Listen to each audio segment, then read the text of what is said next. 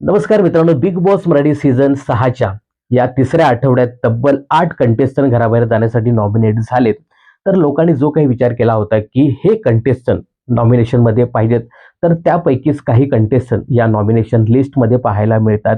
तर आता बघूया या कंटेस्टंटला लोकांचा कसा सपोर्ट आहे, कोण आहे टॉपला, कोण आहे बॉटमला, कोण जाऊ शकतो या आठवड्यात बिग बॉस मराठीच्या घराबाहेर.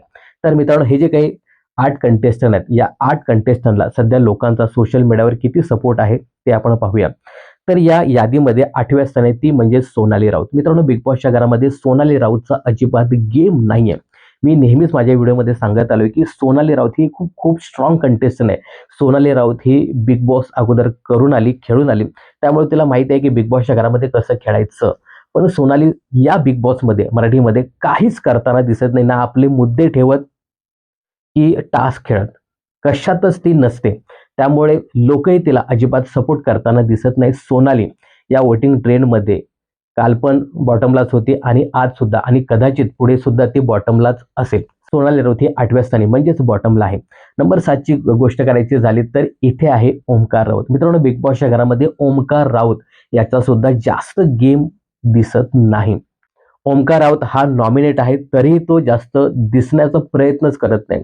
कालच्या एका टास्कमध्ये तो थोडासा दिसला होता, रोशनबद्दल बोलताना दिसला. बाकी इतर काहीतरी करताना तो दिसायला हवा होता.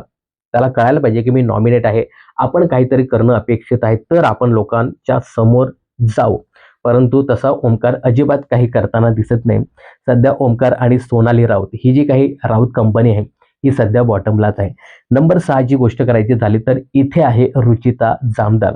रुचिता जामदार ही बिग बॉसच्या घरामध्ये गेम खेळते. आपले मुद्दे खूप छान पद्धतीने मांडते. पॉझिटिव्ह, निगेटिव्ह का होईना. सध्या असे एकदम निगेटिव्ह दिसत नाही. पॉझिटिव्ह गेम खेळण्याचा प्रयत्न करते आणि ती दिसते लोकांमध्ये. आणि काय आहे ना, की टोळी टीमचे 2च सदस्य हे नॉमिनेट झाले. त्यामुळे रुचिता असेल किंवा विशाल असेल या दोघांना चांगला तगडा सपोर्ट मिळताना दिसतोय.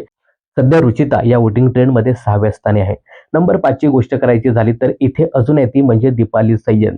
दीपाली सय्यदचा गेम सुद्धा असा तळ्यात मळ्यात पाहायला मिळतोय. कधी टीम राकेशकडे खेळते तर आता ती थेट टीम विशालमध्ये जाण्याचा प्रयत्न करते. आता विशाल टीममध्ये गेल्यानंतर दीपालीचा खरंच फायदा होईल का? हे पाहणं खूपच इंटरेस्टिंग ठरणार आहे. पण जे काही दीपालीचे सपोर्टर आहेत ते तिला या वोटिंगमध्ये चांगला सपोर्ट करताना दिसतात. सध्या दीपाली ही 5व्या स्थानी आहे. नंबर 4 ची गोष्ट करायची झाली तर इथे आहे प्राजक्ता शुक्रे. प्राजक्ता शुक्रे आणि दीपालीच्या वोटिंगमध्ये जास्त काही फरक दिसत नाहीये. दोघेही 4थ्या आणि 5व्या स्थानी आहेत. प्राजक्ताचा देखील असा जास्त गेम आपल्याला पाहायला मिळत नाही. कधी राकेशच्या बाजूने बोलते, कधी राकेशच्या विरुद्ध इतर सदस्यांना बोलताना दिसते. नेमकं काय तिचं बिग बॉसच्या घरामध्ये चाललंय, कुठला गेम खेळते हे तिला पण कळत नसावं असा प्राजक्ताचा गेम आहे. पण सध्या तिला लोकांची चांगली पसंती मिळते. ती सध्या 4थ्या क्रमांकाची मतं घेताना दिसतात. 3ऱ्या स्थानी तो म्हणजे विशाल कोटियान. मित्रांनो, मगाशी मी सांगितलं ना, की टीम टोळीचे 2च सदस्य हे नॉमिनेट झालेत आणि या टोळीला सपोर्ट करणारी लोकं सुद्धा भरपूर आहेत. तर 2च सदस्य नॉमिनेट झालेत. त्यामुळे या दोघांना चांगला तगडा सपोर्ट मिळताना दिसतोय. विशाल हा बिग बॉसच्या घरामध्ये गेम खेळतोय. त्याचं मास्टर माइंड डोकं प्रत्येक ठिकाणी वापरताना दिसतोय. काही ठिकाणी वर्क होते, काही ठिकाणी वर्क होत नाही. पण त्यांच्या टोळीला घेऊन तो पुढे जाण्याचा प्रयत्न करतोय. तर त्याचा काही लोकांना गेम आवडतोय, काही लोकांना अजिबात आवडत नाही. पण मला वाटलं नव्हतं, की विशालला एवढ्या पद्धतीने सपोर्ट मिळेल लोकांचा. पण विशालला सध्या सपोर्ट मिळतोय आणि तो 3ऱ्या क्रमांकाची मतं घेताना दिसतोय. त्यानंतर 2ऱ्या स्थानी आलाय तो म्हणजे प्रभू शेळके. प्रभू शेळके हा सध्या सिंपतीच्या जोरावरती प्रेक्षकांची मतं घेताना दिसतोय. प्रत्येक ठिकाणी कॅमेऱ्यावरती जातो आणि आपल्या परिस्थितीची जाणीव लोकांना करून देतो आणि कदाचित ती सगळी परिस्थिती लोकांना आपली वाटते आणि प्रभूला सध्या ही लोकं मतदान करताना दिसतात आणि प्रभू स्ट्रॉंग वाटतो या वोटिंग ट्रेंडमध्ये. लोकं त्याला भरपूर सपोर्ट करताना दिसतायत. तर सध्या प्रभू हा या वोटिंग ट्रेंडमध्ये 2ऱ्या स्थानी आहे. नंबर 1 वरती आहे तो म्हणजे करण सोनावणे. मित्रांनो, करण सोनावणे याला सुद्धा लोकांचा तगडा सपोर्ट मिळतोय. करण सोनावणे हा सतत आपल्या फॅन्सच्या जीवावरती उडत असतो, की माझे फॅन्स बघून घेतील. त्यामुळे त्याचा हा जो काही ओव्हर कॉन्फिडन्स आहे तो कमी करण्यासाठी कदाचित बिग बॉस त्याला अगदी बॉटमला ठेवत असतील. परंतु करणला खरंच लोकांचा चांगला सपोर्ट मिळतोय. करणचे हे मुद्दे अगदी क्लिअर होताना दिसत नाही, की करण नेमका कोणाच्या बाजूने खेळतोय. पण हां, करण काहीतरी खेळ दाखवण्याचा प्रयत्न करतोय, एंटरटेन तो सध्या तरी करतोय.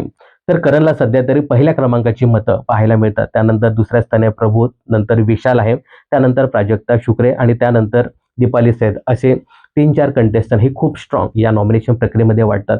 तर बॉटमला अजून आहे ते म्हणजे सोनाली आणि ओमकार राऊत यांची जोडी. आता त्याच्यामध्ये रुचिता जामदार सुद्धा आहे, परंतु रुचिता जामदार ही बिग बॉसच्या घरामध्ये चांगला गेम खेळते. त्यामुळे सध्या तरी तिला काढणार नाही. एकंदरीत मला असं वाटतं ना, की सोनाली राऊत, ओमकार राऊत ही राऊत जोडी आणि याच्यामध्ये प्राजक्ता शुक्रे हिला सुद्धा बिग बॉस कदाचित बॉटमला दाखवू शकतात किंवा मग जरी प्रभूला चांगली मतं मिळाली, तरी त्याला कदाचित बॉटमला ते ठेवू शकतात. सध्या तरी असं दिसतंय, की सोनाली आणि ओमकार राऊत हे दोघे थोडेसे बॉटमला दिसतायत. तर काय वाटतं तुम्हाला? कोण जाऊ शकतो या आठवड्यात बिग बॉस मराठीच्या घराबाहेर आणि तुमचा कोणाला सपोर्ट आहे हे कमेंट्स करून नक्की सांगा.